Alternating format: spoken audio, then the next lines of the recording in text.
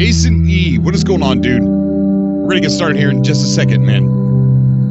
Forgot how to do everything.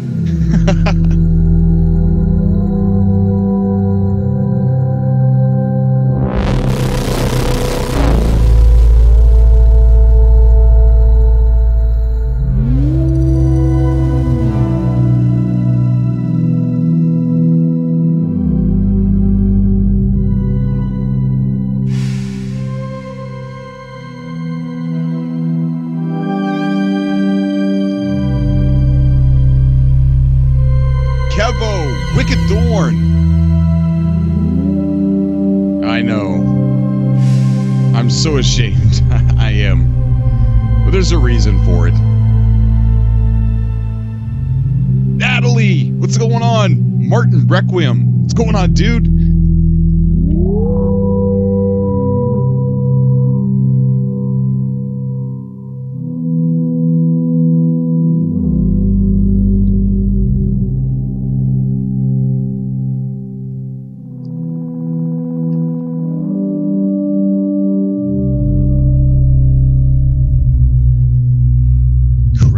Winslow, what is going on, old friend?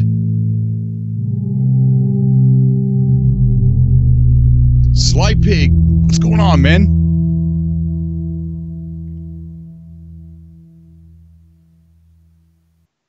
All right, let's go ahead and get all this junk off the screen here. And let's see. Then we got this. What is going on, guys? Thank you so much for coming back to Cobra TV. We still have a computer problem, so my voice isn't synced up with the video. So I want to talk like this for a little bit, all right? So it won't matter. I'm a ventriloquist. No, I don't know what's... I can't fix it. We need a new computer. It's so messed up. How you guys doing? I know it's been a long time since we did the Subcast, and if you're watching this video live, or if you're watching it after it's gone onto YouTube, and there's a lot of new people here, the Subcast is... It's a way that I could come on and talk to subscribers instead of, just interacting in a comment section.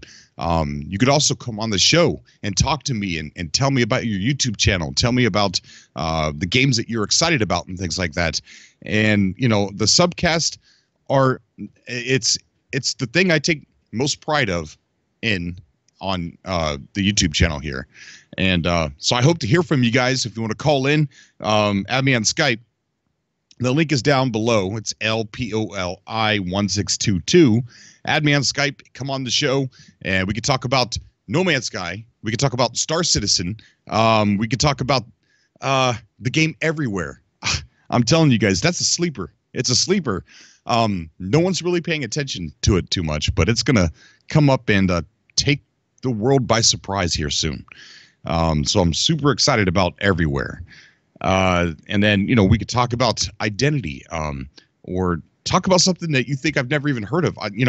Let's open up the format here a little bit, but I definitely want to talk about No Man's Sky, and I want to talk about update speculation. I want to hear what you want out of the next update, or what you think is going to be in the next update. And I want to talk about what I think and what I want as well.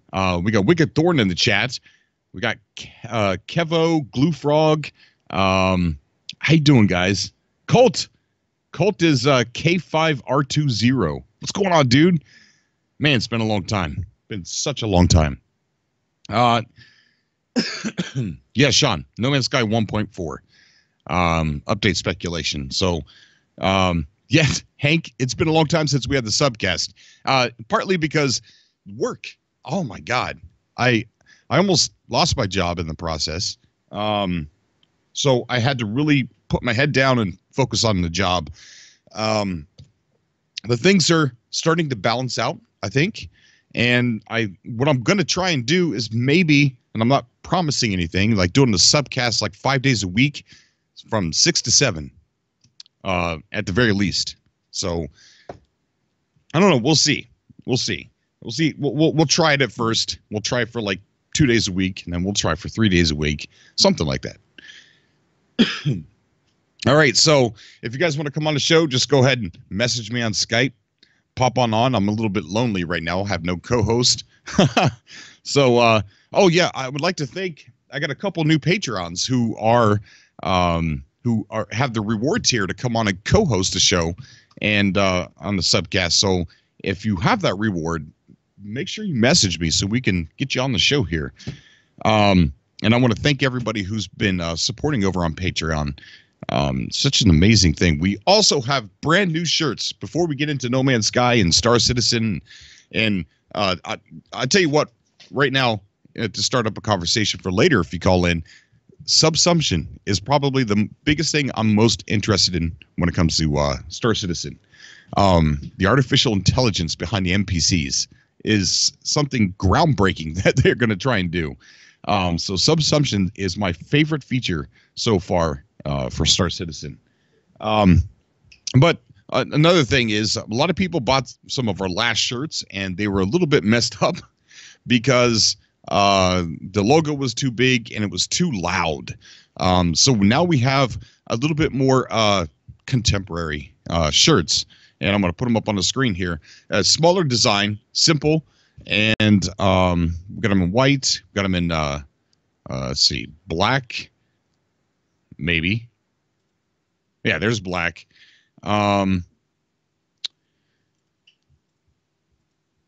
Oops, that's a. And then we also have a smaller one. I call this the parent-teacher conference friendly shirt. You know, it's just a little Cobra TV logo. You could wear it, and no one would even know what it is. You know, it's I don't know. We just wanted to make a contemporary design. So the link to those is down below in the description. That helps support the channel. But I want to thank everybody for coming out. You guys are amazing. You're the best support team out there. You're the best community on YouTube, period. And okay, so far we got no callers. So I guess I could just go ahead and start talking about update speculation on what I think is going to be in 1.4, what I want. And then, you know, if you guys want to call in, I'd be excited to hear what you have to say. Okay, so we have, let's see, 21st Century Father. Hey, what's going on, dude? Joshua, what's going on, man? Got a lot of people here that, man, I miss you guys so much. I really do. We got Gamer Dad. Gamer Dad's going to be coming on. So we're going to go ahead and add him real quick. Because if I keep talking by myself for too long, I'll end up talking about ducks. All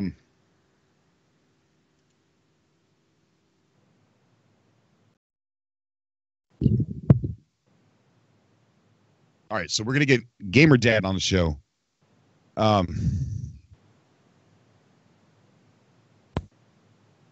Gamer Dad, what's going on, man? Hey. Man, I miss you, dude. How you been? Yeah, I've been good. I've been a little bit busy, but yeah, I've been good. That's good. That's good. So what have you been up to, man? What have you been playing? Well, I've been playing actually a lot of Farming Simulator 2017 or 17, really, whatever they call it lately. Yeah, I mean, I got off of No Man's Sky for a little bit, but that's the kind of game. It's not like I didn't want to keep playing it. It's just like it's one of those games that's always going to be there, and you know, keeps getting updated. So, you know, sometimes I just stop for a while, and then I say, well, I'll come back to it later because it's pretty much the only game you can go back to. You know. Yeah, yeah. Oh, of course, of course. So update speculation. I want to hear what you think before I give my opinion, and you know, the date. Like, when are we going to get this? It's so close to the end of the year.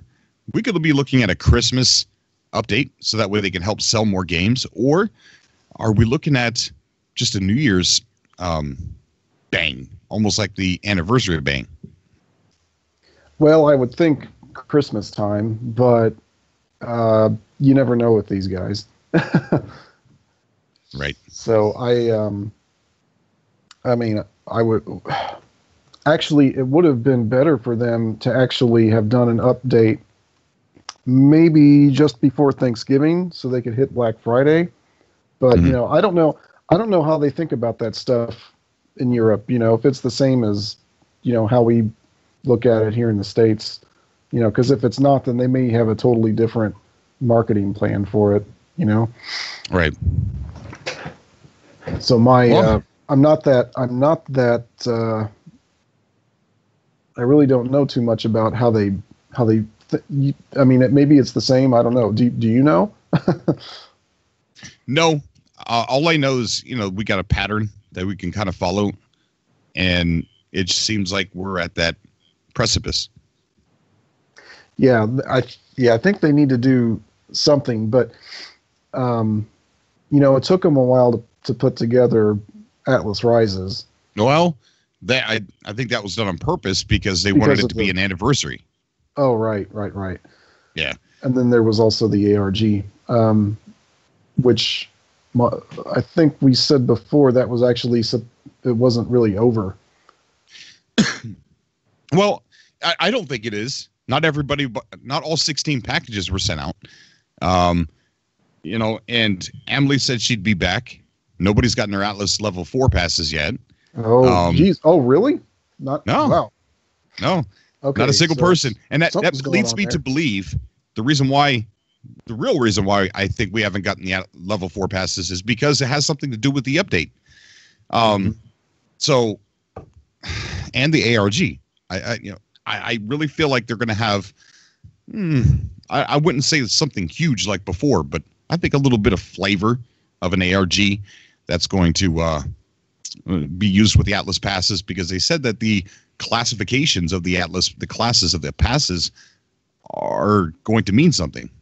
That's not just random. And so I would say next month or January, positively for sure. It's got to be, right? Well, I mean, I would think. I would think, yeah. I mean, I've always thought they were going to do something by at least Christmas. So that's what I'm thinking. But I'm gonna check the. Let's see what's going on here. You probably have already done this, but Man, my camera's delayed. Oh, I still lurk in on the No Man's Sky page on Steam just to see if if they're doing any testing, but I haven't. You know what? I haven't even looked at that for a while. I'm going there right now just to have a look. We didn't see a whole lot of activity like that the last time, so I kind of, I don't know, just not bothered to look at that, thinking that they found a different way around that. As far as what's going to be in the update, here's my speculation on that. I really feel like it's going to be heavily focused on improvements of Atlas Rises only. So I don't think we're going to see any groundbreaking new stuff, but I do think we're going to see an improvement of co-op and some improvement of other things, like maybe the terrain and things like that. I think that since they started co-op, they might feel like they need to finish it for, as far as how we all feel. Yeah, I've always thought they were going to keep working on the terrain because they did that with Atlas Rises, and then continued to do that actually in the the patches up after that. So yeah, I mean, I think that's still going to be a work in progress for them going forward. But then, as far as what happens with Atlas Rises, so you just think we're probably just looking at upgrades to the co-op multiplayer, as in, are we going to be able to see what other people are doing rather than just seeing them? That's what I think. Yeah, I think they're going to round it off, and I think they see things like No Man's Sky Olympics. That's pretty cool. That's been happening, and I think they see the way people are wanting to play, and I really think that this is going to have a heavy influence on the entire update. And I'm not just talking about being able to see each other, but things that we could do, features that we could do with each other. Maybe improve on the racing, and right. Just things all around co-op. I really think that's where we're going. Man, so nothing has happened on the Steam page. Yeah, I don't think we're going to see anything like that anymore. Yeah. So, well, yeah. So, am I still coming up as Gamer Dad 2017 on this? Yeah. Oh, okay. I have since changed my you changed your name channel. I changed it again. Oh, I hope it's not. I hope you're still a dad. Oh yes, yes. Because I know you're still a gamer. Yeah. Well, yeah. We Okay. know that much. No, I changed it again to something. I got the idea to call it 21st Century Father.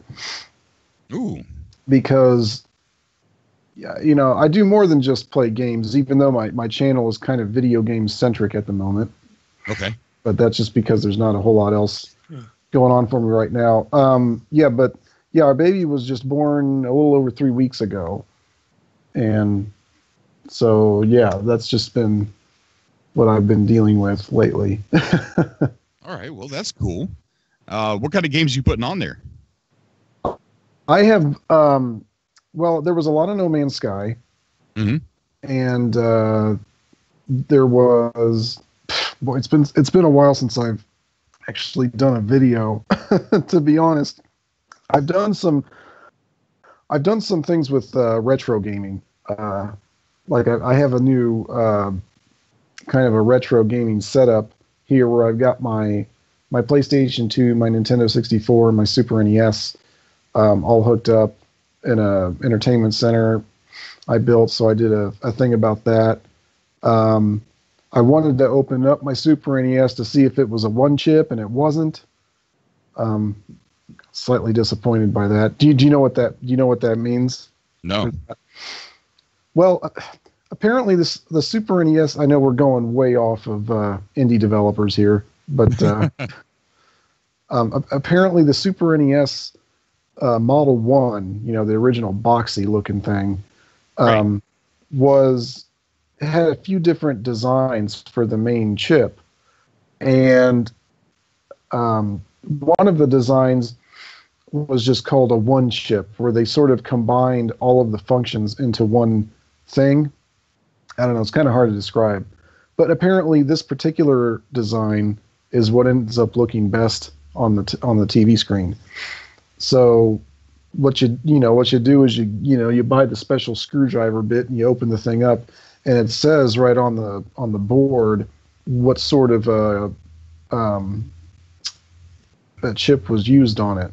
Mine wasn't a one chip, it was something else. But so yeah, that's, so I did a video on that, and I've done a lot of Lego things lately, but it's been hard to do videos lately. The last one I did was unboxing a Nintendo Switch with the baby there, and I've got pictures of him holding the little Joy-Con. Since they're so small, he can actually he's about the right size for him. That's cool. So that's yeah, very cool, that's kind of what I've been up to.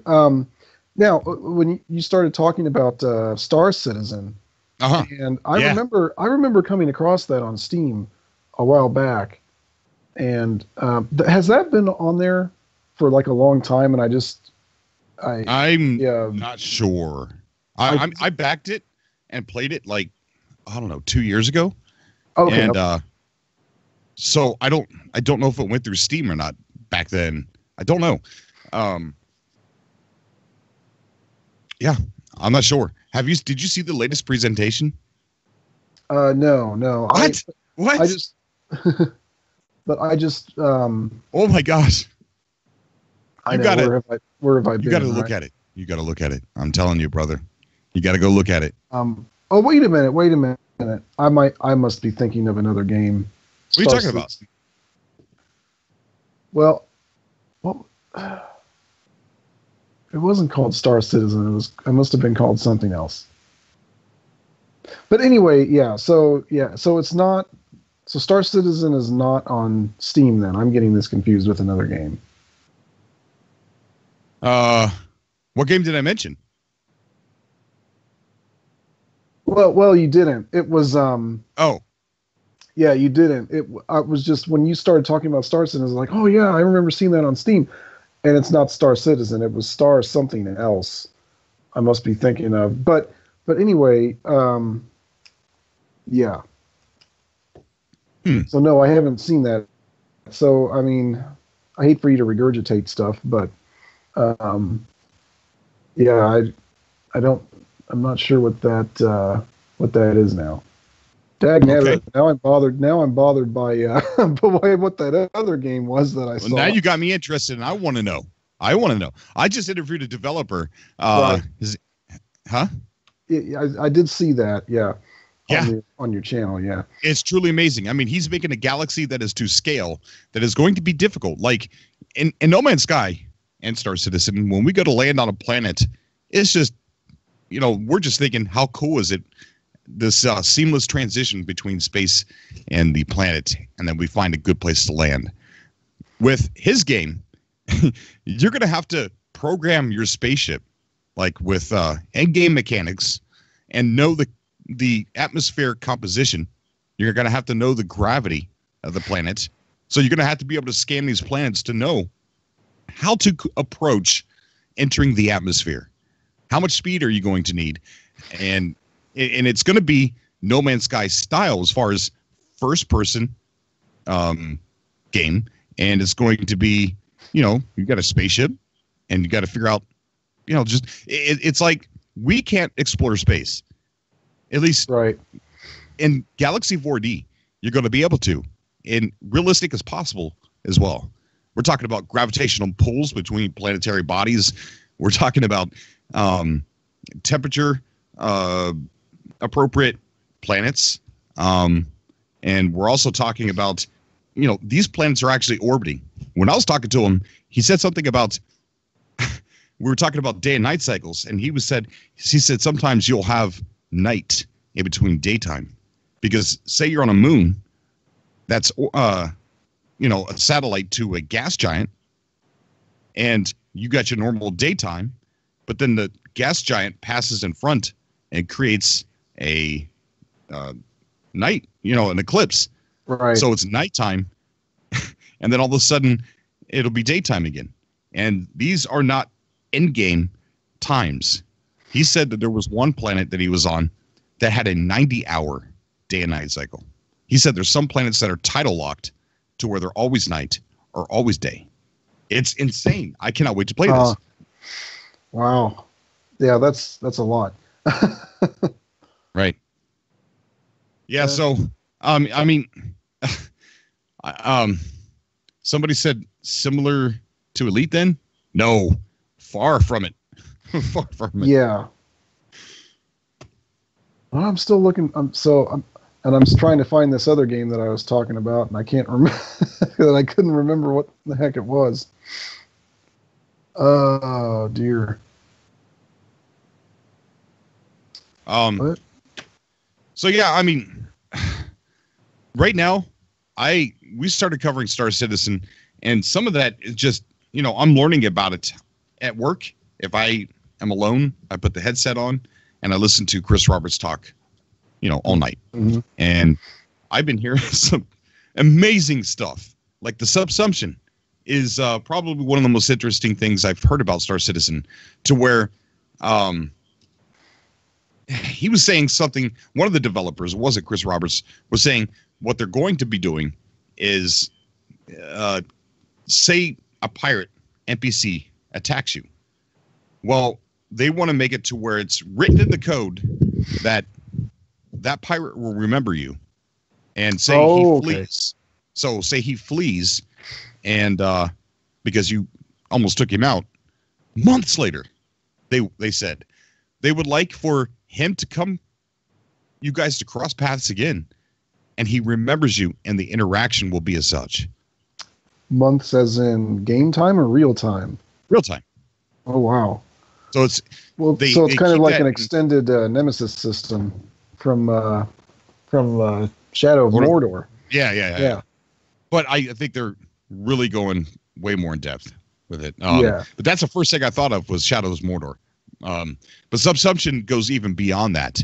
So as far as the missions, they want it to be immersive. So if you're flying around and you land on this planet and there's a distress call, or you go onto this planet and there's a distress call, and you go over, it might be a pilot, an APC, who has crashed. Maybe you could help him repair a ship. Okay, these are the different options that could happen, or maybe he's hurt, and you could give him medical attention, or maybe you land and he's saying he's hurt, and two guys ambush you from the side, and it was a trap. Or maybe you land there and you decide you're going to kill him and you're going to scrap his ship. Or maybe you land there and it's a bounty hunter trying to trap you because you're wanted for doing something in another system. So Subsumption is going to make Star Citizen crazy awesome, crazy immersive. Yeah. I can't wait. So do they have a timeline for that game? Parts of Subsumption are going to be in 3.0 or 3.1. As far as time, they're already behind on, I think, 3.0. A lot of people think it's going to come out this year at the end of the year. So I don't know. And with 3.0, you're going to be able to do planetary landing and several other things. A lot of stuff that we've been seeing at the CitizenCon, but on a much smaller scale. Like, not everything is going to be in there yet. So they're releasing the game in little bits and pieces at a time. Well, on what platform? PC. Oh, okay. But yeah, right now, I can't play it either. Because right now I've got a computer that can only stream and watch YouTube videos. Luckily, I got another one that I edit on, and it's fine.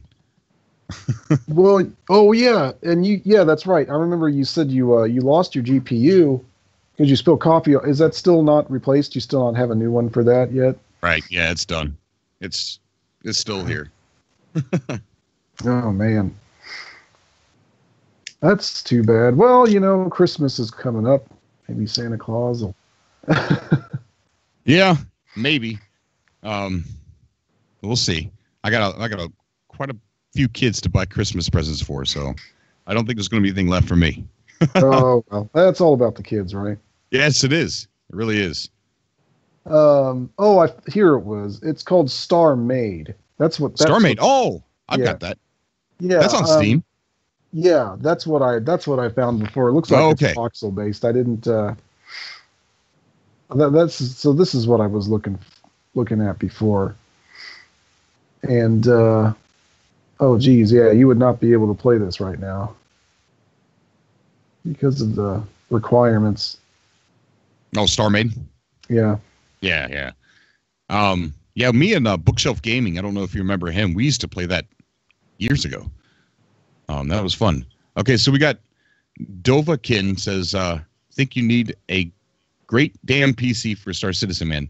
Yeah, I know. For sure. I don't even have a great PC. I mean, my GPU is back from 2012, I think. And yeah, I want to get a GTX 1070 or a 1070 Ti, whatever. But yeah, I think I screwed the pooch when I bought the Nintendo Switch.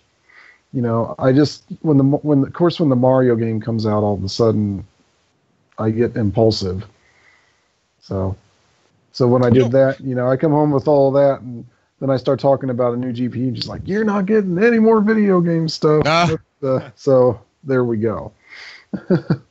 Yeah. Darn it. But I'll tell you what, Megaton Rainfall was really fun to play. Oh, yeah? Oh, my God. That is the most powerful I've ever felt in a video game. Like, the mechanics of the game really make you feel like you're a superhero. See, I see you've been covering that game too, and yeah, I didn't know a whole lot about it. Yeah, I mean, I'm sorry. Yeah, I'm sorry. I'm coming on here pretty clueless at the moment. No, it's fine. I assumed there were going to be like 5 other guys here, all knowing what they were talking about, but not at the moment, I suppose. Well, we got somebody coming on right now who just made a movie. I'm in a movie. Oh, really? Yeah, no, not a Hollywood movie. You know. Well, yeah. And I'm not going to come out later as touching somebody inappropriately. I don't think. Yeah. We got. That's the fashionable thing to do these days, isn't it? Yes. And Kieran Blade, what's going on, dude? Hey, man. Can you hear me okay?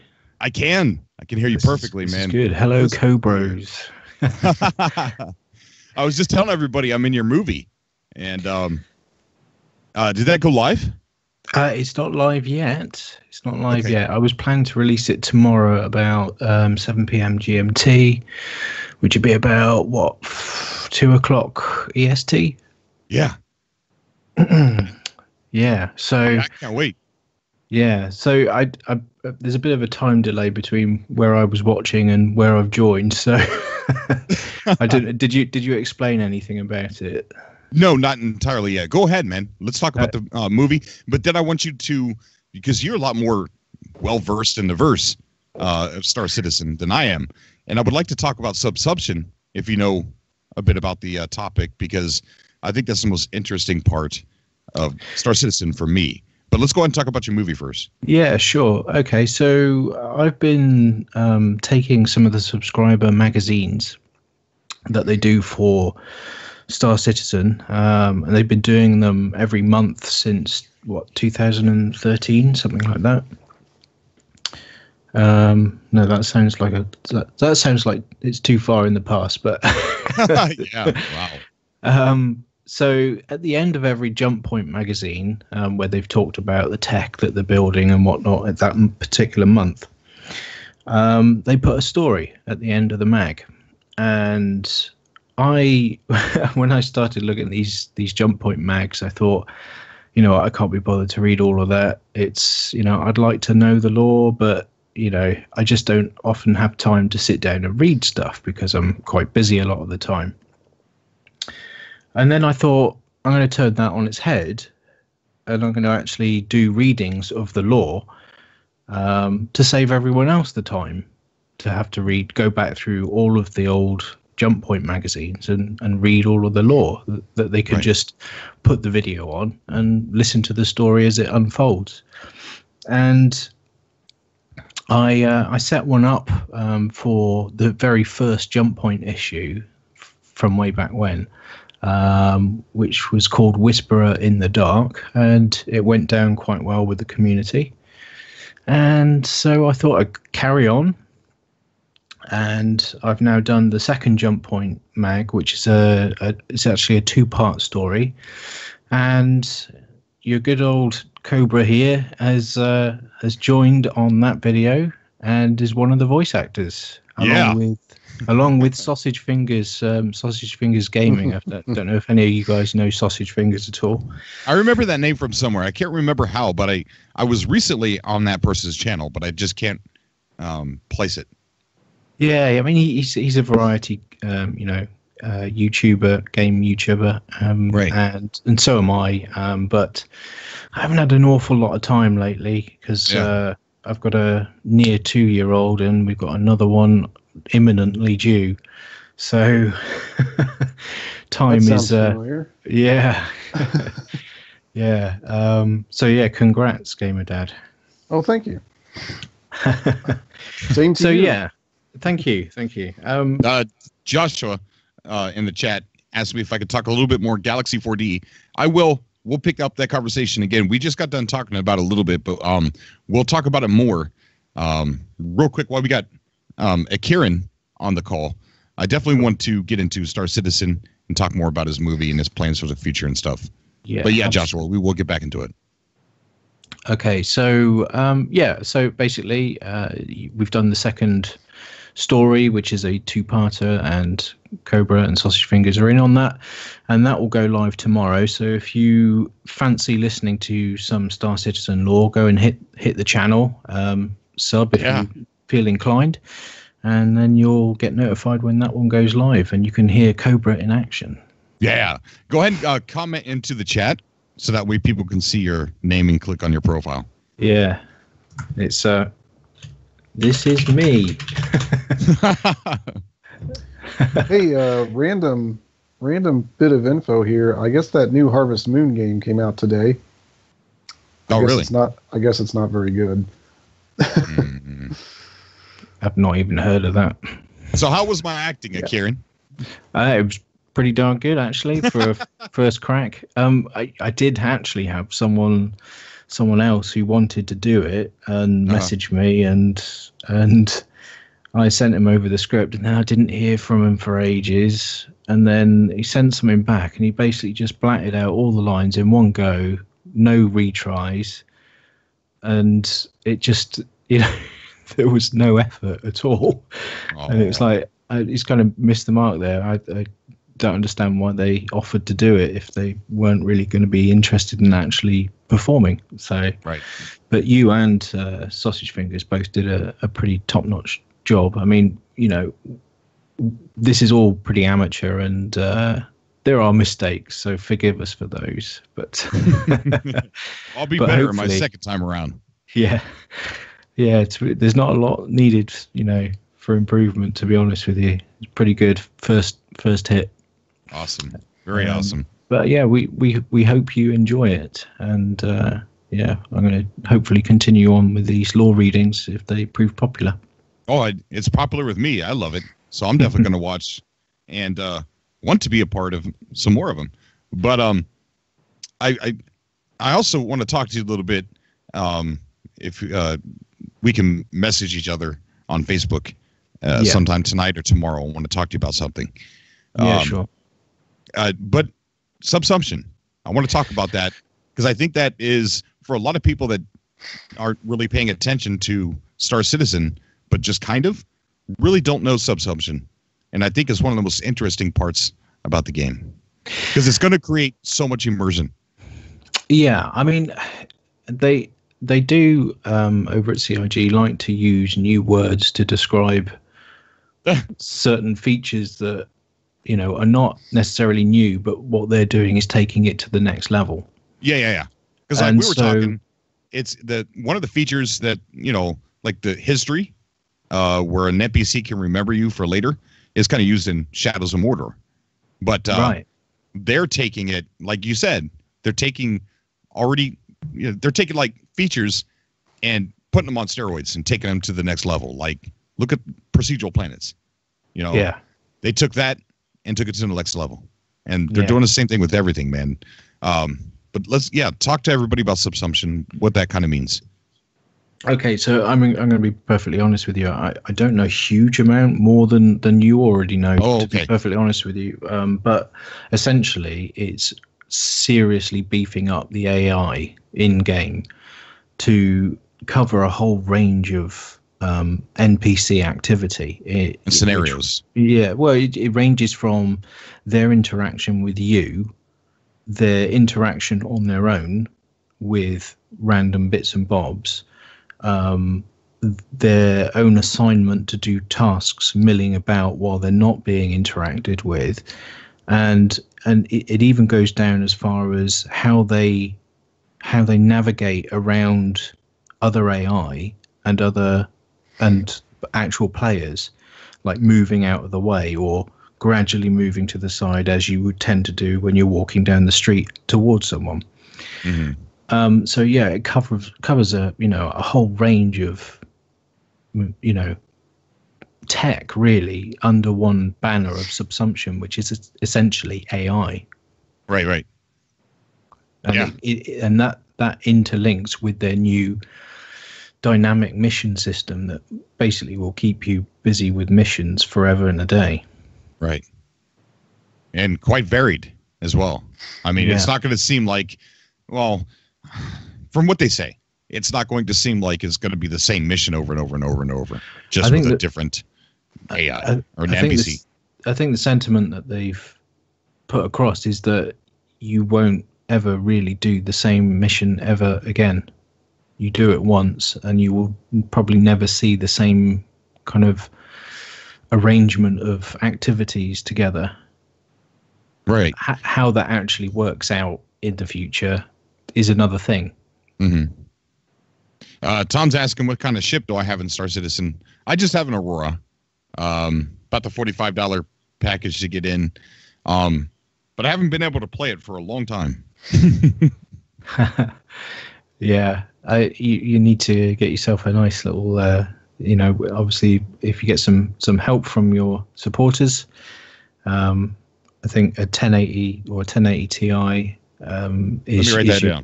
is your lowest benchmark, really, because if you want to run Star Citizen, you're going to need something pretty beefy. Right, yes, you said a 1080 I reckon 1080 Ti personally, but if you that's a little steep. That's like the second most powerful card on the benchmarks right now. Absolutely. But I've got two 980 Ti's, and I'm getting okay performance. Wow.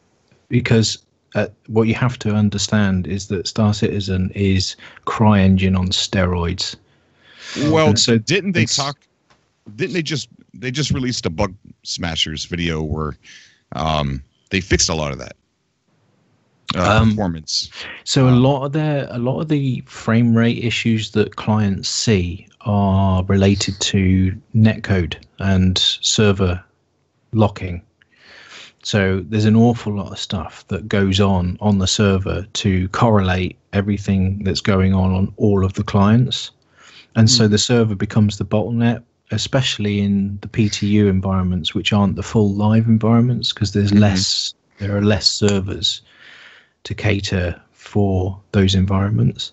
So that's more of a bottleneck. So there's ongoing performance enhancement that's going on throughout development, but it's the same with any game development. You do feature, and then it tapers off. As you become more and more feature complete, you taper off the amount of effort you put into feature development, and you increase effort into smashing bugs, and in parallel with creating further content, which isn't features, which is a different thing. So yeah, on the latest Bug Smashers, they stopped having the system paying attention to things that you didn't need to, like ships that were too far away or planets that were too far away, and things like that, or what was going on in the net, on the server that you didn't need to know. And it actually fixed a lot of frame rate issues. Yeah, I mean that's a big quick win, that one. And it was quite surprising to see that they even had that bug, to be perfectly honest with you. But that's the nature of the beast, unfortunately. I'm a software developer by trade, so I do have an element of understanding about their pains and woes. Mm-hmm. Wow. So as far as 3.0 for Star Citizen, what do you think that's going to come out?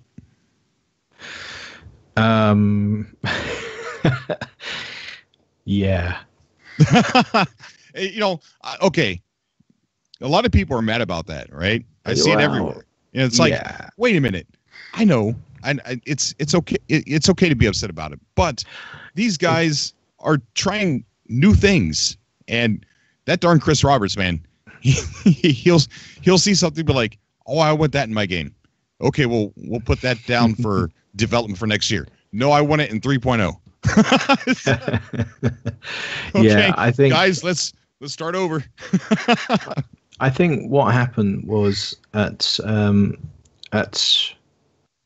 tail end of last year, there were some fairly definite ideas about what they wanted to achieve for 3.0. And I think as they got stuck into it about maybe a third to a halfway through, it started to become apparent that what they'd bitten off was way, way more than they could masticate. And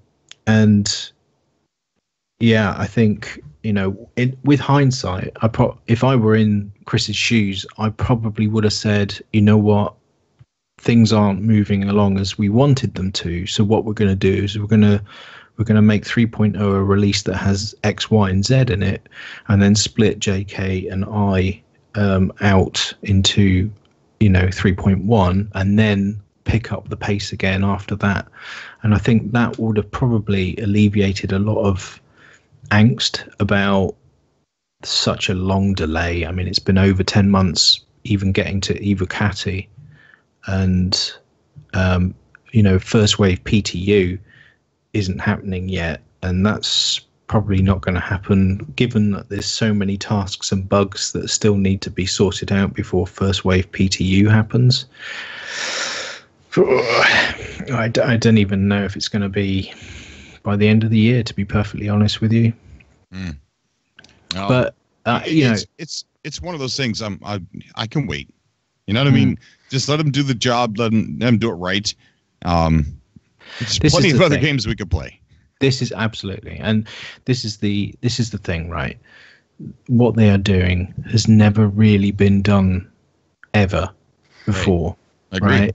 And people can say, "Oh, face aware, that's been around since they tried that in WoW or something," and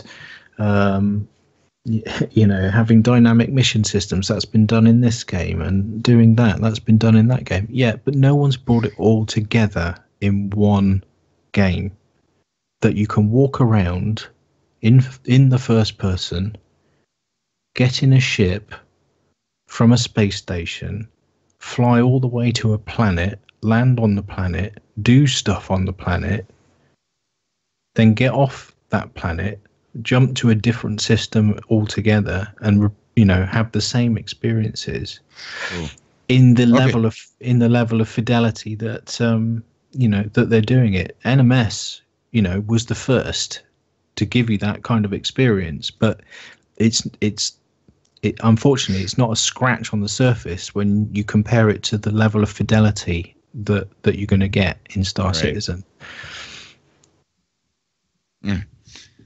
Let's shift gears here for a second. So yeah, we got a little bit of argument, I guess, for PC and consoles and things like that. I do want to state, love each other, man. Come on, guys. Don't. That's such a silly thing. To I don't know. Fight. You realize they all own everything. They're just trying to, they all have a gaming PC, and they even, believe it or not, they all got a Switch too. Don't tell anyone though. But no, I mean, yeah, that's I don't even know, where does that even come from or originate?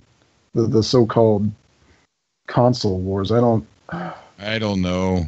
I mean, I guess it goes back to the Nintendo Sega days, perhaps, but I guess it's just amplified when it's on social media. That's definitely where it started. I left Nintendo. But those were like the good old days, though. Darn it! I know. Games were done. Yeah, they were done. They had to be DLC. Well, they had to be done. I think they were more expensive too. Now I think about it. I mean, they were $60 when they came out back then. That hasn't changed. Some of them were $70, I think. Yeah. Well, yeah. I look at it like this. The moment they plugged the internet into our consoles or our games, they started taking advantage of us. They really did. Sorry, that's just how I feel. I mean, some of these games that come out that have planned DLC, it's like, well, wait a minute, you didn't sell me a finished game. You sold me an unfinished game for full price. What is wrong with you?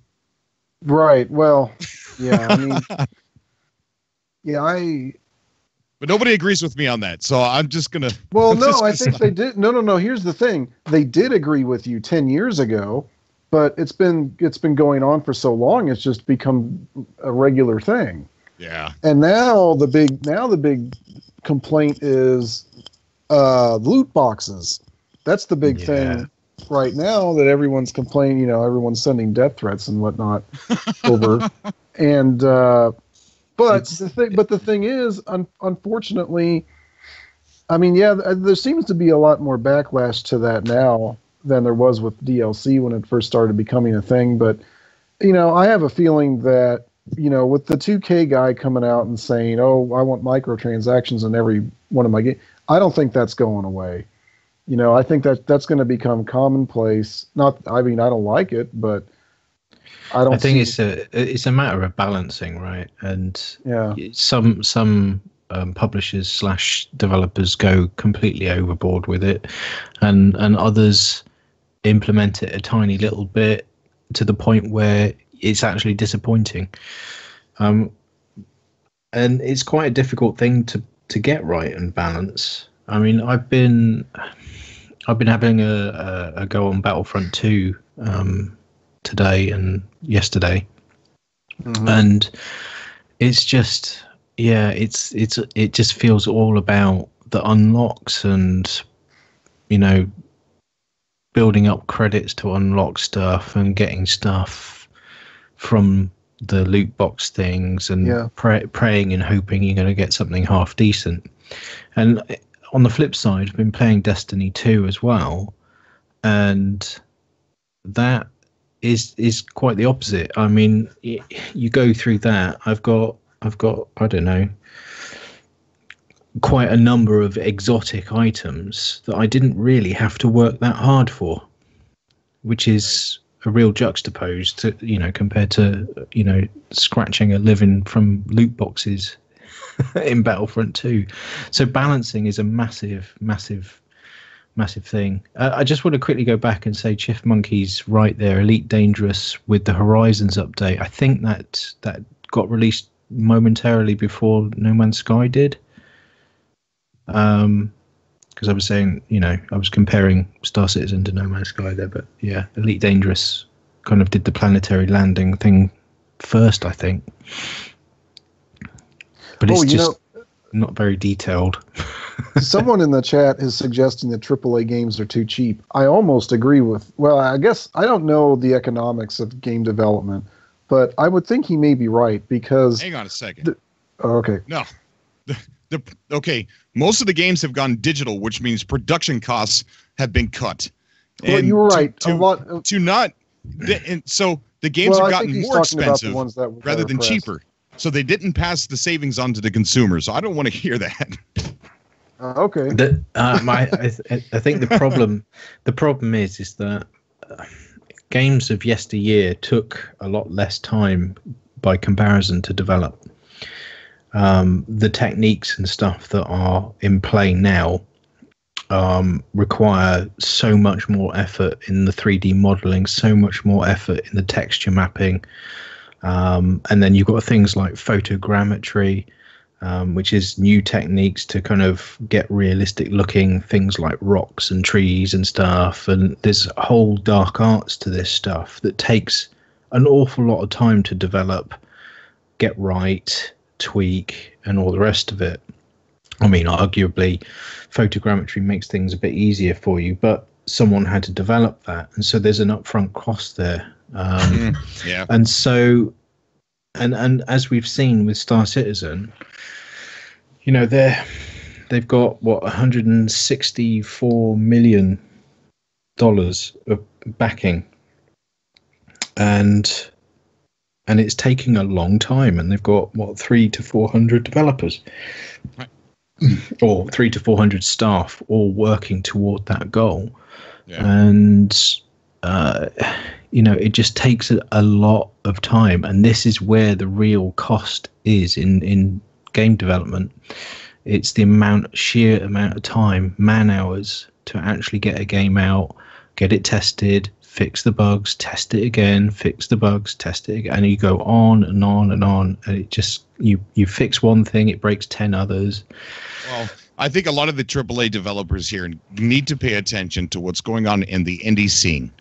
Okay, the indie industry, because a lot of people in the industry are making huge waves and great quality games, and they're doing them on low budgets. Some of these people are doing that by themselves. Yeah, Stardew Valley, I think, is the number one, is like the perfect example of that. When Stardew Valley came out, and I realized that was made by one guy with a great idea for taking the Harvest Moon type game and just making it something that really the Harvest Moon fans actually wanted. I mean, that's the way to do it right there. Now, of course, granted, it's pixel art, and it probably, but nevertheless, it's an extremely popular game. And then it came out on the consoles and everything, and it's just, yeah, I agree. And that's just one example. I think the one of the driving factors to the indie game scene is people appreciating. I mean, one pillar of this is people appreciating 8-bit style games or cut down graphically, entertaining games. So not the AAA experience with high definition 3D models and stuff like that. Well, now, some of these aren't cut down though. No, absolutely. But what you've got there is a tool called Unity. A huge number of these games are made on Unity now, and they've got so many tools that help you put things together and all the rest of it, and deliver to a multitude of platforms without making any significant, code changes to make that happen. But the problem with Unity is there's only so far it goes in terms of its quality. Yeah. There is a ceiling to it, and no, there isn't. Not to Unity. Just if you know how to use Unity, I mean, look at the movie Adam was made in Unity. I mean, there's no ceiling to Unity as far as graphics. Check out Adam, the movie. I've seen Adam, but wasn't that more rendered though? Well, I'm not sure you can get it to run. Look at the planetary. Fidelity. Look at the planetary scenes that are in my new interview from the developer for Galaxy 4D. Yeah, he's making that in Unity as well. Is he? Yeah, and it looks really, really good. Sirius X Gamer says, check out Dual Universe, you understand. Dual Universe. I interviewed the developer, Jay. His name was JC. By you. I can't say it properly. Yeah, I know. I interviewed him here on the channel, and Dual Universe is amazing. The only thing that I just can't get behind is, and there's nothing wrong with it, is a subscription, paying a monthly fee to play the game. I just can't. I unless it's something that's like the end all be all for me personally, and I'm not going to play another game for a while. Yeah, I'll do it. This is another pillar of cost, because if you buy a game that's say $40 and it's an online game, someone's got to pay for those servers, and when you've got many thousands of people hitting those servers, that is not a cheap exercise. Yeah. So I guess having a subscription model is protecting the developer, making sure that they can actually support a level of gameplay for a number of players without charging $150 for the game or something like that. Right. I think. I understand the reason. Yeah. I just can't afford that. I mean that's absolutely fair. Yeah. We got Panda on the call. How you doing, Panda? Sorry, buddy, it took me so long to get to you. No Panda? Can you hear me? Yeah, I can hear you, bud. How you doing, man? Whoop, doing pretty good. Thanks for having me on the call. Hey, no problem, dude. It's always a pleasure to have you on. What brings you on today? You want to talk about No Man's Sky, Star Citizen, Dual Universe? Well, I kind of want to talk about just like weird stuff I've been seeing, like with for example, the death threats about Battlefront 2 and about that kind of thing is pretty crazy. But yeah, Galaxy 4D, I was looking into that. I saw your video you posted earlier, and that looks super interesting. And I wanted to ask you a question. Do you think that with a game of that scope and that level of realism that it just wouldn't be fun to play? Like, do you think there's going to be interesting ways to keep it fun? Well, here's the thing with Galaxy 4D. Now, he said that there's all kinds of things to where you can build computers and build super spaceships. You could even have multi-cruise ships and play it like Star Trek. But that's it. But shut up and take my money. Where's my wallet? You've got games like Trucker Simulator or Flight Simulator, where you're piloting a passenger jet, right? That's going to be fun for me, but it's not going to be fun for a lot of people because it's going to be kind of boring. There's really, you're up in the air for a couple hours and it's just a hum, and you're watching, monitors, making sure everything's okay, right? So for a lot of people, that's going to be a boring game. What Galaxy 4D is aiming to be, it's more like a multiplayer Galaxy simulator. Okay, so it's in the same respect as Flight Simulator. So a lot of people are going to find it boring. But someone who wants to experience the difficulty that it's going to be for you to get from one planet to the next one in the same star system, rather than just getting there super quick, that's going to be the type of people that want to play it. They want to experience space flight, space exploration, taking the time to really build a spacecraft with an onboard computer. That is, it's going to take time to do it, and it's going to be boring for a lot of people. But for me, space. What do we know about space so far? Most of it is rock. You know what I'm saying? Most of it is something we know there's nothing there. Mars, the moon, So in Galaxy 4D, I predict, even though he said that there is going to be life on the planets, I predict that most of it's going to be dead and cold and lifeless, like, the footage that we've seen. So yes, I do think it'll be boring to an extent, but I think it'll be fun for people who want the simulator aspect of it. Right. And I wanted to ask your guest a question too, since he's a programmer. So it's related to No Man's Sky, and with the whole game being procedurally generated, like No Man's Sky is, what challenges do you think that they're having with bringing multiplayer to the video game in a much more fleshed out way? I mean, the game has been out a year, and we don't have synchronous multiplayer player models and things like that. And I've got to believe that a lot of that has to do with how the game is built with the procedural generation and how difficult getting those things to align might be. But I don't know a lot about that, and I was just wondering what challenges are those guys going through to really bring that to the table? I think the challenges are.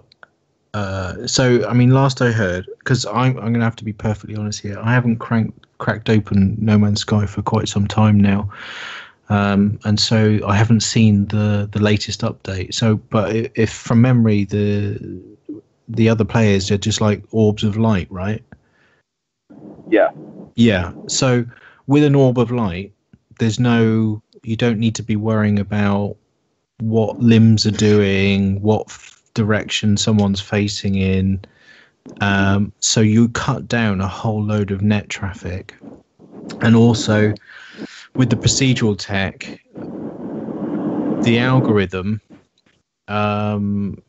generates the height maps for, the geometry of the ground. And having to correlate that over the internet with another player, I imagine brings an awful lot of challenges, because it's not something that can then be metered by a server, because the server doesn't necessarily know what's been generated on the terrain. So, because I'm pretty sure the procedural generation happens on the client based from the seed that comes down from the server. But that's my guess. I'm not 100% sure. Those are just assumptions. When I watched the GDC conference that they did this year, the way that they described it as being seed based and all that, what you're saying definitely makes sense. In the release notes for the 1.3 update, they talked about the orbs of light and the basic version of multiplayer they released as being an important step to bringing synchronous multiplayer. And so it's probably likely then that they're just using that as sort of a beta testing to see what their equipment can handle, or what the network can handle in terms of having multiple players at once, to see if it's even viable to bring player models and things like that in. Yes. Yeah, I would agree with you there. Yeah.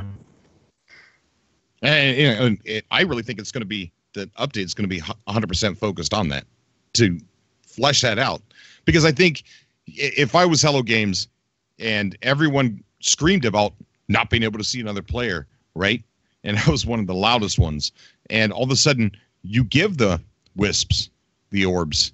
And then my fear, if I'm a Hello Games, like, our next update, we got to have something in there to improve this, because we already said we were going to. This is the first steps. So I really think that we're going to see a big, heavy influence on that direction.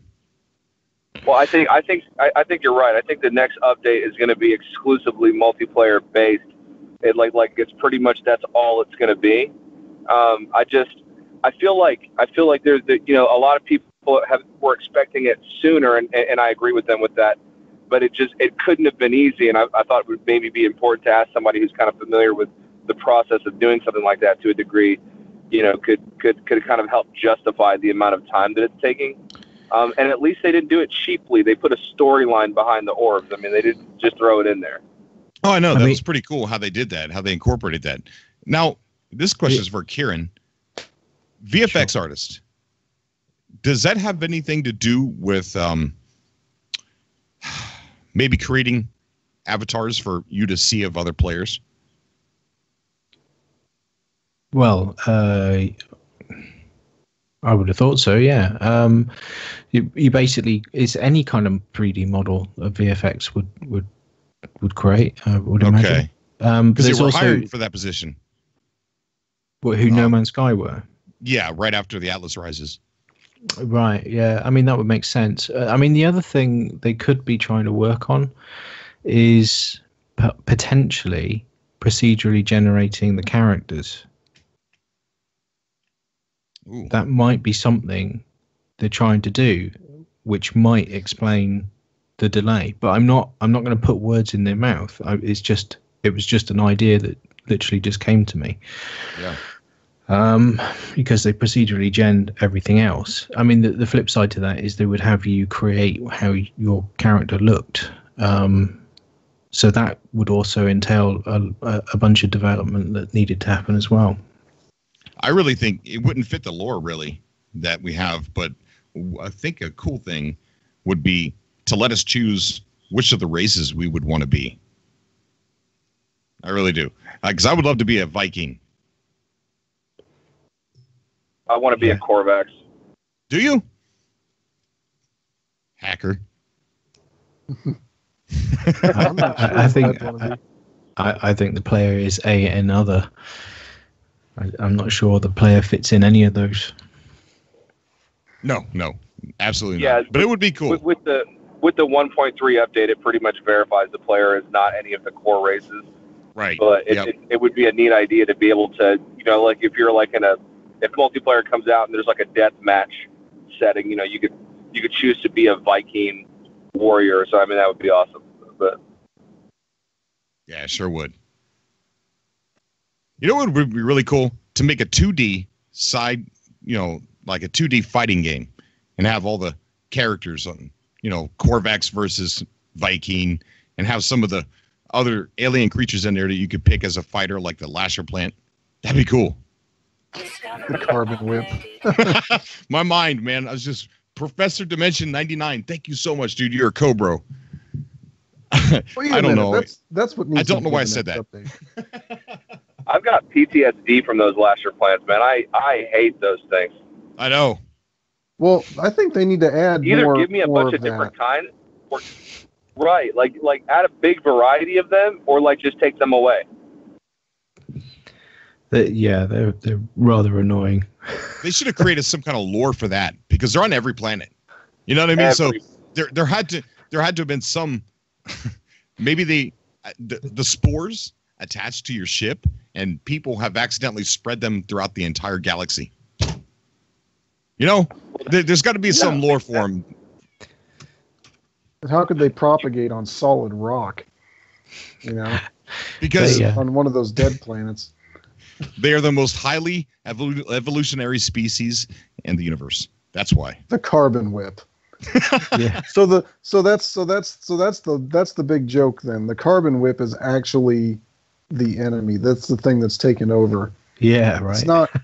Right. In the next update, It's we're not going to have to do like a cooperative multiplayer battle against a giant carbon whip. floating There you go. space. It's a That's Tourette the whip. official. Makes That's like makes the official you. name for it, isn't it? Like I heard people calling it the carbon whip. I don't remember who it was, but I call them lasher plants. oh, okay. I don't know why. It's a Tourette plant. It makes you effing blind as you pass them. Oh boy. So I don't know. I mean, other than multiplayer, what would you guys like to see come from No Man's Sky? Customizations on your ships and your freighter. Yeah. Yeah, I would like to. Me personally, I would like to see bigger ships that you could actually walk around in, kind of like what you see in Star Citizen. You know, I mean, even though the Aurora is small, you can still walk around in it, and it's still got like a little cabinet or gun cabinet that you can put your gun in and stuff like that. I would like to see that in No Man's Sky. I think the Aurora is the biggest numbered ship. I think there's more people have got those than anything else. I reckon. I love it. I don't know why. I picked it because when I was trying to buy into the game, I wanted something Millennium Falcon-ish, and that's as far as what I could afford. That was the only thing. It's like a mini Falcon. Well, No Man's Sky, they've got the sense of scale messed up. So like that, like if they can fix that, like on another update, I think that like maybe in your fighter you can't walk around inside your ship because you're like in a tight cockpit, but like in a hauler or a shuttle, like maybe you should be able to like get up out of your seat and like go like view your cargo inventory on a console or something. I mean, just to kind of, and that would be an answer to take away the load screen you get when you do warp, because we all know that's what it is. So they could remove that entirely, or have you break away from that experience by having it take a little longer to get between systems, but you can walk around and do different things inside your ship. I think that's a super cool idea. I didn't really think about that. Yeah. Let's take a look at the chat here. We got some people saying that they would like to see some space whales. Lord says trees. Oh yeah, sorry. You're talking about NMS, aren't you? Yeah. Wait, so what was you going to say about Star Citizen then? Well, they did a happy hour live stream where they developed one live on the show. They developed what? A space whale. You got to be kidding me. No. Is that something that's going to be in the game, or are they just doing it as a joke? I think they're thinking about putting it in, much to Jared's dismay. Right, let me. I'll see if I can dig out the link. I'll throw it in. Yeah, definitely. That's interesting. I don't know if I'd want to see animals in space in No Man's Sky. Well, take me out of it a little bit. It would have to be huge, because like I don't know. Maybe it's not such a good idea. Maybe it's just too fantasy, too sci-fi. I don't know. You might, huh? Oh, I don't know what I was going to say. I forgot. I do that a lot. We've got Panthermore saying force. Let's see. Yeah, so I don't know. I don't see too many more here on the site. Cities and space whales from Gold and Silver. I would like to see cities. I would like for the planets to be more engaging, more immersive. I think having a couple cities, maybe have them super rare planets that are, covered in cities where you can go in, and it's almost like going to the space station, and you could have NPCs standing around. You can approach them and buy stuff from them, get information from them. There's so much they could do with No Man's Sky. As far as I'm concerned with No Man's Sky, they got a good base, and I think it's at the point where they can pretty much do what they want now. And the hard part, they just got to hire more people to get it all done. Yeah, you're right. Well, then they got to sell more games to get to hire more people. Segue. There's a segue right there. So, Hello Labs. What's going on with that? We know that they got one experimental procedural game in development, but we haven't heard anything from that yet. Does anybody have any information on what that game is, when we're going to hear about it? And Hello Games said that they were going to take on 3 total, 3 maximum, that they were going to help fund. I've been wondering the same thing, and my question has always been, after the release, would they really want to publicize their, like, attach their name to it until they repaired their reputation first? That's a good point. Well, if you look at Steam right now, mostly positive. Last time I looked, at least. So I think that they bounced back pretty well. It's one of the most underdog success stories I've ever seen, happen, in my life. I don't think it's ever happened to that scale. And they've recently been very active on Twitter with not a lot of people, like, saying a lot of really bad things either. I mean, you'll get those in there, but the whole community has been mostly positive towards them since 1.3. So I think they've kind of done the impossible.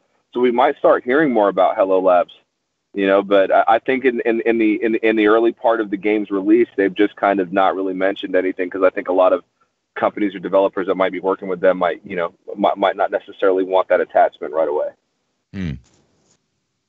That's very true. I'm just curious to see what it is, though. Maybe it's not even going to be attached to Hello Labs' name. They're just funding it, but it's going, whenever it comes out, it won't be directly associated with Hello Games, is what I'm saying. I think Hello Labs is like a little private club where they're going to fund other games, help with funding and development and other things, but I don't think that they're going to put that Hello Labs name stamp on the product. Yeah, that's a good thought. Maybe they just they're focusing on indie developers and potentially allowing them to use their procedural generation algorithm to maybe build larger games that otherwise couldn't be done without it. On smaller teams potentially. Have you ever thought about, like, how, like, that algorithm could be used to make, like, a different kind of game? Like, could you imagine a game like Grand Theft Auto, where it's a whole, just one world, not like millions of them, but just one, and the whole planet is procedurally generated, and you can fly around it and steal cars and rob people and sell drugs and do all kinds of crazy stuff? It'd be wild, wouldn't it? Yeah, it would be. Yeah, I see maybe a little argument starting in the chat here. As we start covering Star Citizen, we're going to have 2 fan bases kind of mix. I think a lot of Star Citizen people are going to come in with, and maybe clashing with some No Man's Sky fans. I don't understand the debate, to tell you the truth. I don't understand why No Man's Sky fans, why we would want to diss another space game, and why fans of Star Citizen would want to diss No Man's Sky. I just don't get that. So if anybody has any insight to that want to come on the show and tell me why they feel that they need to trash another game, I'd like to hear from you. I really would. Yeah, it is interesting. I don't understand it. I mean, I didn't even understand to a certain point. I didn't even understand the massive backlash that happened about No Man's Sky when it first released. Me neither. You know, these guys, they're going to use marketing terms, and if you're going to take that as read and misinterpret it as, oh, it's all going to be fluffy and unicorns and all the rest of it, then you're setting yourself up for a fall, right? So yeah, does anyone in here? This is related, but believe it or not, does anyone here watch that show that Seth MacFarlane's doing, The Orville? The Orville. Oh, The Orville. I love The Orville so much. Well, I do. There was an episode where don't you guys remember, there was an episode that was supposed to be like, they found a planet, it was like 21st century Earth, but it was entirely dominated by public votes. Uh-huh. Did you remember seeing that episode? Yes. Well, I think, when you watch that, it's like, well, it would never get that bad here, but it's kind of an example of, what social media has done as far as like public opinion or trying to give validity to public opinion. And so what happens is people, for whatever reason, there are people that have to get something out of this, so they're the ones that are bashing the other game. There's it's like what did they say? What did they say about Facebook? It's exploiting a part of human psychology, or something like that. Well, yeah, I get what you're saying, but you got me on a train of thought here. You ever heard of the show Black Mirror? No. Yeah. Oh my God, it's so good. Saw that episode. Yeah, so there's an episode where everybody is voted on, or rated actually. So if me and you meet, and we bump into each other, or you bump into me, I'm going to point my phone at you, and I'm going to down rate you. I'm going to rate you a 1. But it's going to bring your overall score of 5 down. And that score helps you get loans. It helps you live in certain places. It helps you get a job. Helps you get food. It helps you get friends. Hashtag spoilers, guys. What? Hashtag For what? spoilers. For Black Mirror? Yeah. Well, the reason why I'm saying this is because of what he just said, the Orville, but China is literally going to implement this by 2020 for their citizens. The real thing. Almost cussed. China. No, serious. They're actually putting this in place in their society. Just like in Black Mirror. 100%. Well, why? I don't know. I don't know. So your livelihood is going to be determined by other people. by public opinion. Yep, and a score of 5, a 5 or below. Well, that's a good reason to move to another country. Run away. Yeah. Do what everyone else is doing and move to Canada. Oh wait. I mean, we're kind of starting to do that in our society a bit with credit scores, and we need to get away from it, because in my company, you can't have like my position, for example, unless you have a certain credit worthiness, because they don't deem you a reliable person. But you don't know the circumstances at which that person obtained that credit score. They could have been laid off at another company, fell behind on their bills, and then that's why they've got a low credit score, because they've defaulted on loans. Doesn't mean they're not a good person or a smart. A sickness, where you lose your job because you're always in a hospital. Cancer. Not to mention credit bureaus are frequently wrong. They get the wrong person. Oh, yeah. Holy but the thing is, Panda's right. Hacked. Panda's right. It's happening here. I mean, if you go to apply for a job, they run a credit check on you. Like, why? You don't need to know my credit. I'm not going to borrow any money from you. You're going to give me money. So, yes, he's right.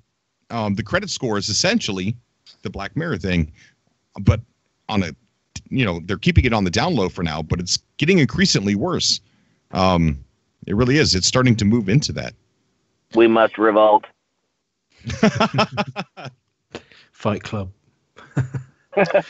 Well, go back to the Orville.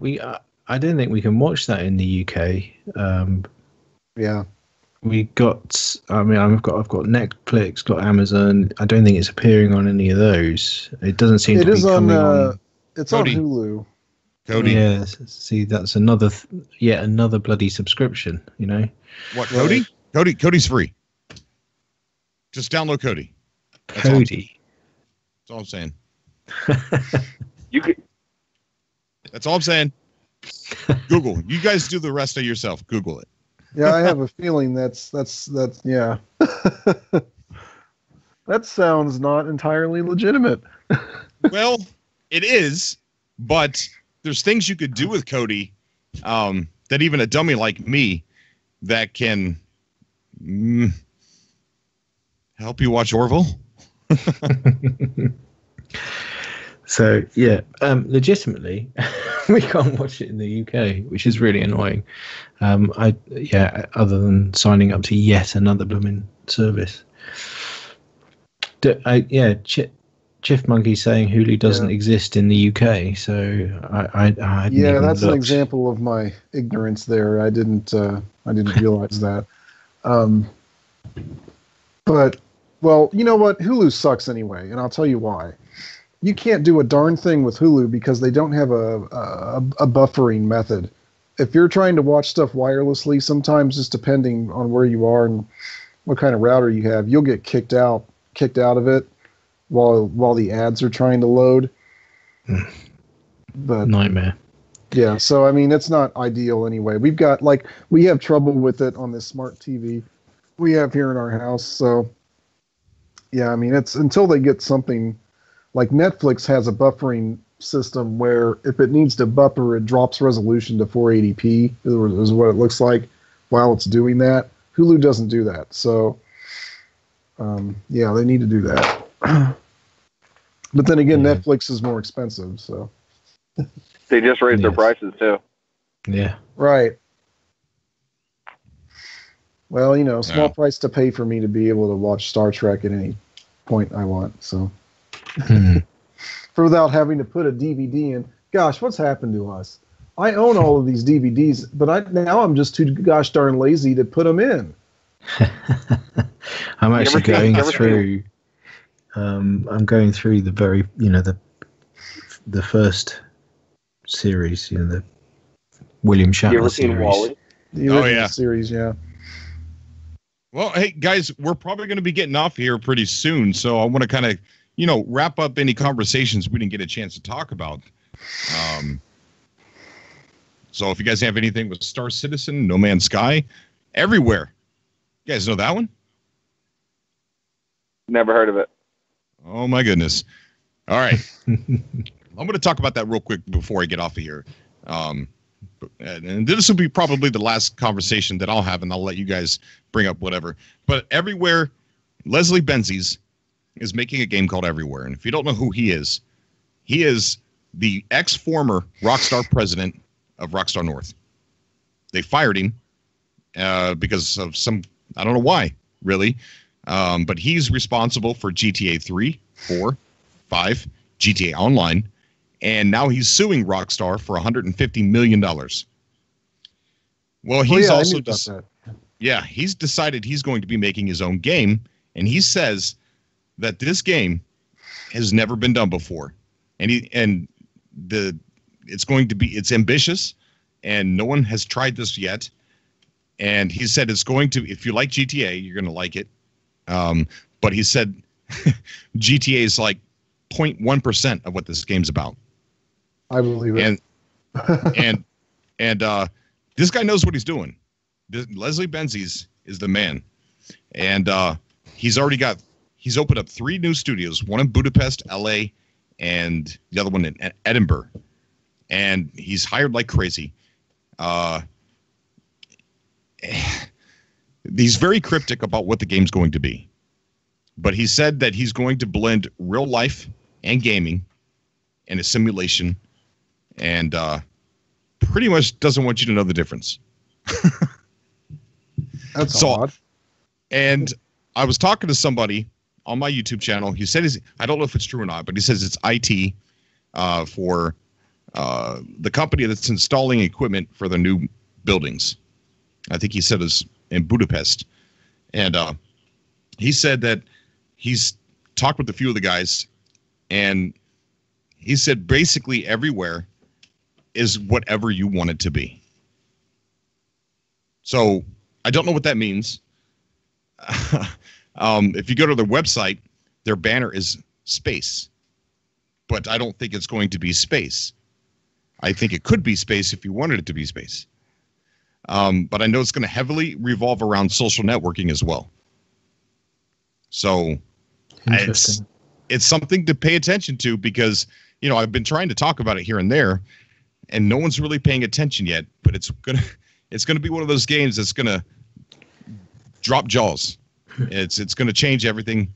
It's not gonna change everything, but it's gonna shake up the industry. be interesting to see some details as they surface. He said, the interviewer asked him, he said, so what are you competing with? Are you, because he's trying to get him to say, I'm competing with Rockstar, right? So he said, what genre are you competing with? And Leslie said, I'm competing with everything. So I don't, you know, when I heard him say that, and I go back and I look at that comment that was left by the IT guy on one of my videos, I remember the guy saying, this game could be whatever you want it to be. So now, you know, my head's spinning, and I can't wait to hear more. But I really think this is going to turn heads real soon. You know why I believe that? There was a guy that worked for MSNBC named Cenk Uygur. He got fired because he was criticizing some president. I'm not going to name it. This was years ago. And everybody told him he'd never work again. Then he decided to get on YouTube just before YouTube was really big, and he started his own news network on YouTube. And he across all his channels, he's had more hits almost than the population of the earth in terms of total views, totaling like 6 billion. He's the largest online news network in the world. Wow. So somebody getting fired from a company and coming up with some crazy idea could pretty much do anything. So I could see that. Yeah. It's Leslie. I mentioned that earlier, the happy hour with the space whale. I was going to post the link, but I can't post the link on the chat. So yeah, throw it in Skype, and I'll put it in the chat. I'm using this stupid Win app, and I can't see where to actually type.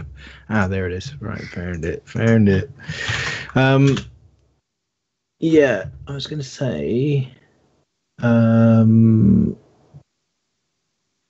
So Joshua 2000's talking about,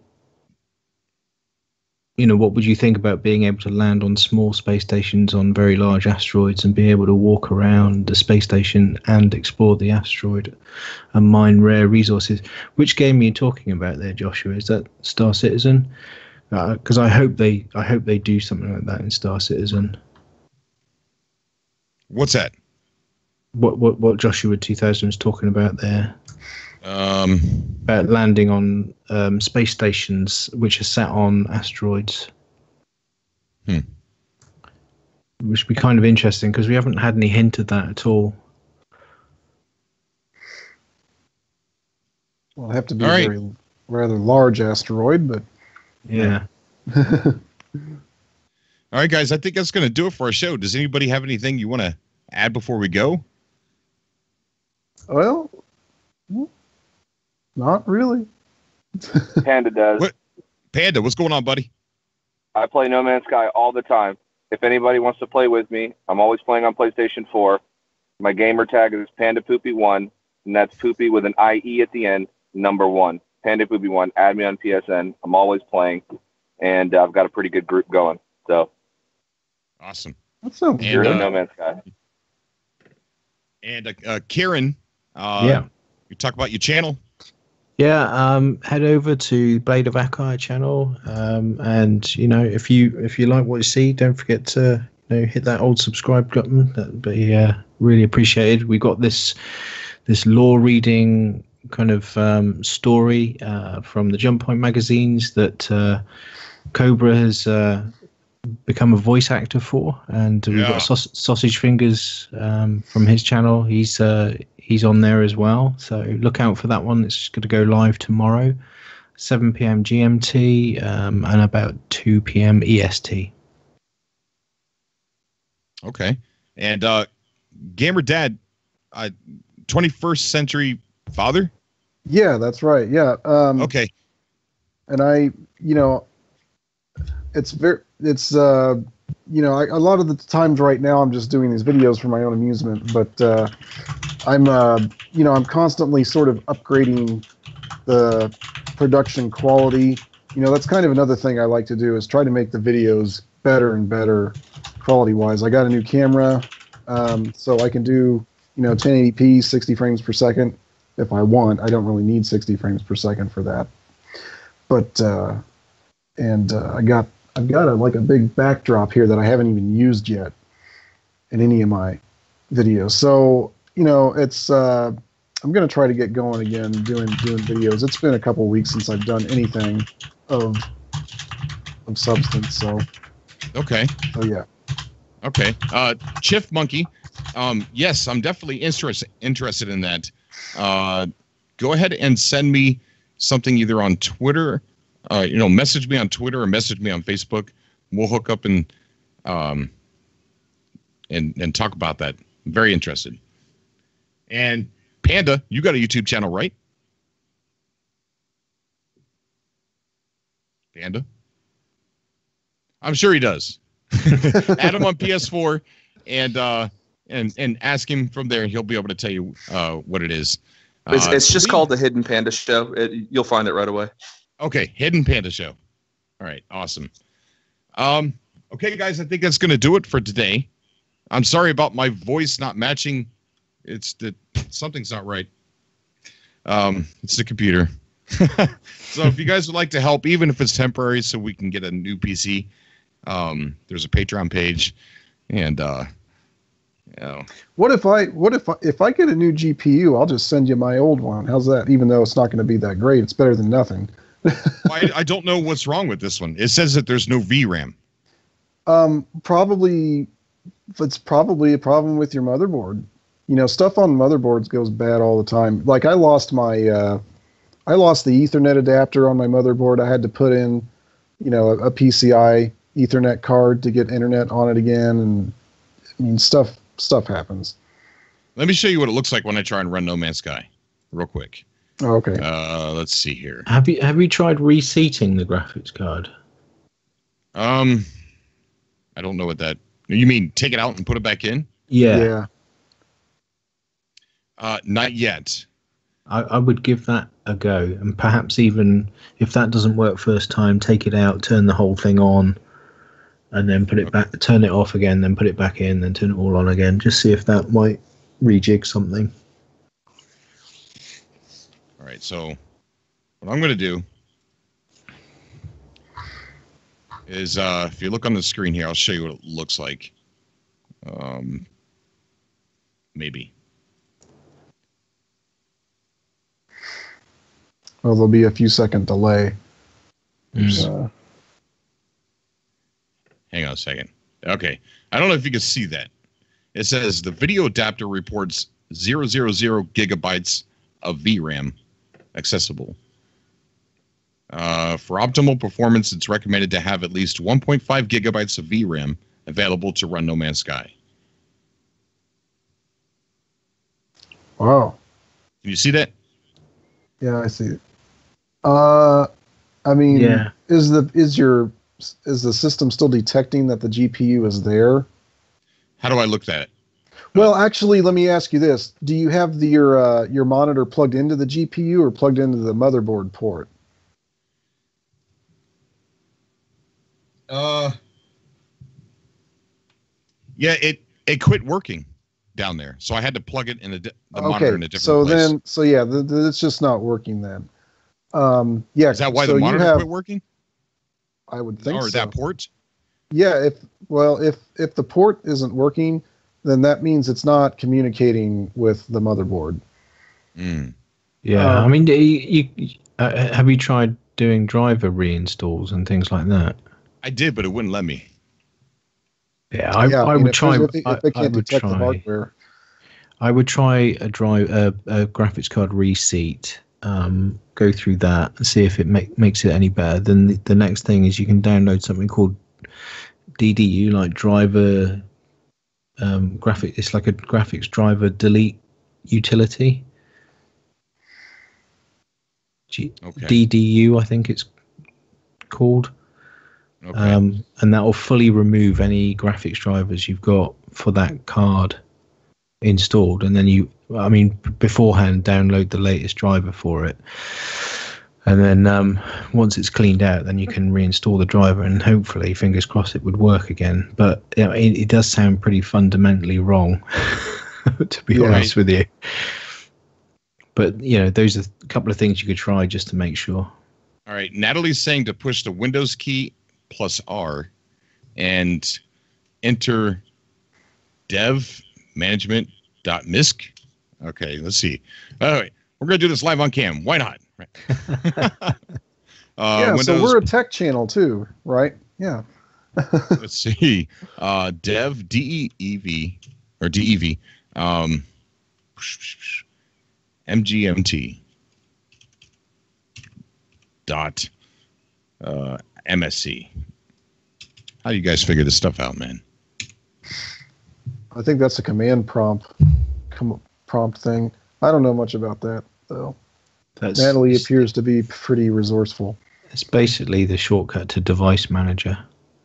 Oh. Okay, so I'm in Device Manager. And then you go for graphics adapters or video adapters. Display adapters. Display adapters, that's the word. Yeah. Display adapters. Okay. So all I have is an ATI Radeon 3000 graphics. That's your GPU, isn't it?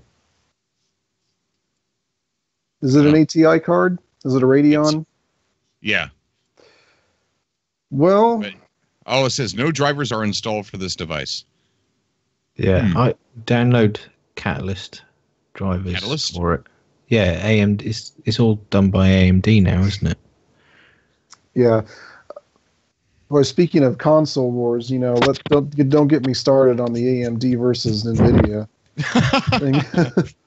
You need to take that card out of there and throw it in the trash. NVIDIA or GTFO. Okay, so I guess all I need is drivers? Perhaps. Possibly. But so if I go over to driver and I click update driver, do I do that? Is it that simple? It's going to look for a file somewhere. I don't think that'll work. Well, it'll try and put... What version of Windows are you running? 10. So that should be pretty good at going to Microsoft and saying, give me the right driver for this. It might not be the most up-to-date one, but it should be one that works for it, if it finds it. I was prepared for Cobra to say he was running Vista. I don't know why. Windows Can you 95. even do that anymore?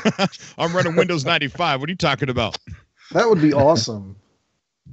That was like the last time it was good. No, I'm kidding. Natalie says display adapters, right click your GPU and update. Okay, let's try that. I will say this. You wouldn't be able to get anything out of the... someone's saying that sounds like an integrated thing. Well, okay, do you happen to know if your CPU is an AMD or an Intel? AMD. Oh, okay. That might be integrated. Because, because usually with Intel, the integrated graphics is called Intel HD integrated. I don't know what it is on an AMD thing, because I haven't had an AMD, computer since... Well, I try never to have AMD. Just kidding. But yeah, I don't. But somebody in the chat, Shift Monkey, is saying that sounds like integrated. We can Google that. I mean, yeah. I mean, when you talk. He just said ignore me. Maybe he's wrong. I can't believe the latter portion of this show is me screwing around with my computer. I'm sorry, guys. We're just trying to help you out, man. I know. Oh man. Can you imagine anybody coming by the channel that's new? Like, what the hell is this? Live tech support. The thing is, from a couple of guys who probably aren't qualified to give it. You hit that update button now, it's probably going to bomb your stream anyway. Okay, so I'll wait. I did check for updates, and it's saying Windows has determined that the best driver for this device is already installed. There may be better devices or drivers on Windows Update on the device manufacturer's website. That's weird. It says it's already installed, but it's not. Then it said there's no drivers. Oh, yeah. Natalie makes a good point. Whether or not it's there, it should have VRAM. Yeah, it's FUBARD. Is that something what it is? Something is not correct. That is for sure. I think if if it's, you know, if the graphics card is not actually having a problem and there's some other issue, I think reseating is possibly going to help you there, but it might not. So give it a go. Yeah, take that thing apart and start looking at it. Maybe you'll and in the process of doing that, you may discover, wow, even an idiot could put computers together. You know what? You might be right. You might want to get yourself a canister, like air canister, to blow dust out of it. Yeah, there's a lot of dust. Yeah, CPUs like air and lots of it. I once had a computer completely just crap because there was too much dust in the heatsink. What I mean by that is it would start up and then it would just completely die because the system had an auto shut off for overheating, so it wouldn't catch fire, which was good. Yeah, right. Okay, guys, we're gonna go ahead and get off of here. Man, I truly appreciate you guys coming on the show today. Especially, it made me feel comfortable because I haven't done it for a while, and I was a little nervous. So I really appreciate you guys coming on. It means a lot to me. Cobra. Yeah, thanks for having us on. All right, we're gonna try and do it more often too. We'll see. You know, I mean, we're coming up on an update soon, so it's going to be almost necessary to live stream, because who knows what we're getting ready to come up against. All right, guys, thank you. I hope you all enjoyed my delay speech with the video. We'll get that fixed soon. All right, guys, stay safe, and I'll see you the next time, hopefully. All right, everybody. In the chat room, thank you so much. Thank you, Joshua. Thank you, Phil. Huh? Yeah, thanks for having us. It's been great. Yeah, buddy. It's been a tremendous time. Yeah, message me, Kieran. Yeah, sure. We'll do. Okay, cool. I'll do I'll ping you tomorrow because I've got to hit the hay now. It's like 1 o'clock now, so time for bed. That sounds good, man. Okay. All right. Bye, everybody. All right. Everybody stay safe. Come back alive. See you later. Cheers.